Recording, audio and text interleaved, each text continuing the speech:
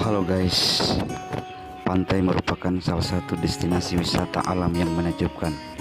Sebab ada banyak kegiatan yang bisa kita lakukan di sini. Mulai dari menikmati suasana angin sepoi-sepoi, menghirup aroma air laut yang asin, gemersik daun kelapa yang tertiup angin, dan demburan ombak yang menenangkan. Selain itu guys, kita juga bisa melihat timbul dan tenggelamnya sang surya hingga menikmati kuliner ikan bakar. Pantai memang menyaksikan keulakan alam yang luar biasa.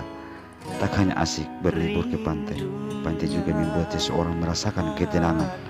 Terkadang kita menikmatinya, kita juga bersyukur dan terkagum-kagum dengan ciptaan Tuhan Yang Maha Esa. Bahkan kadang keindahan pemandangan pantai membuat seorang mampu merangkai kata-kata indah. Kata-kata tentang pemandangan pantai bisa merupakan ungkapan perasaan dan juga bentuk dari ungkapan syukur. Mudah-mudahan momen-momen seperti ini kita dapat berjumpa lagi di tahun-tahun ke depan dan diberi kita umur panjang. Terima kasih. Wassalamualaikum warahmatullahi wabarakatuh. Sayangku, aku bahagia.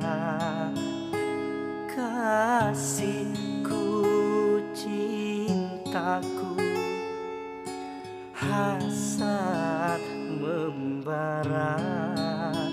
Aku bangga kepadamu.